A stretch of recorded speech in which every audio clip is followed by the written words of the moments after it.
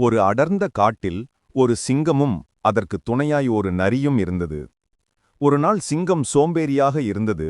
வேட்டைக்குப் போக மனமில்லாமல் நரியிடம் தன் பசியை போக்க வழி கேட்டது. அதற்கு நரி, இந்த காட்டில் மூளையில்லாத மிருகங்கள் நிறைய இருக்கின்றன, அதில் ஒன்றை கூட்டி வருகிறேன் என்று சொல்லி காட்டுக்குள் சென்றது. வழியில் கழுதை ஒன்று புல்மேய்ந்து கொண்டிருப்பதை பார்த்தது.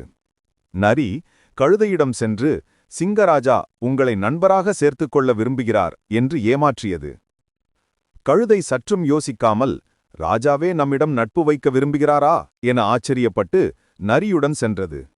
நரியானது கழுதையை சிங்கம் இருக்குமிடத்துக்கு அழைத்துச் சென்றது. சிங்கம் பதுங்கி நின்று கழுதையை ஒரே அடியில் கொன்றுவிட்டது. நான் சோர்வாக இருக்கிறேன், நீ கழுதையை பார்த்து கொண்டிரு என்று சொல்லி தூங்கச் சென்றது. சிங்கம் தூங்கியதும் நரியானது கழுதையின் மூளையை எடுத்து தின்றுவிட்டது. சற்று நேரம் கழித்து எழுந்த சிங்கம் கழுதைக்கு மூளை இல்லாததைக் கண்டு கோபமடைந்து நரியை கேட்டது.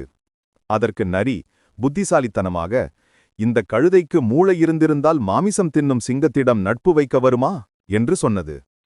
சிங்கம் அதை உண்மையென நம்பி சிரித்தது. இறுதியில் இருவரும் சேர்ந்து கழுதையின் உடலை சாப்பிட்டனர். புத்திசாலித்தனம் பலசாலித்தனத்தை விட மேலானது.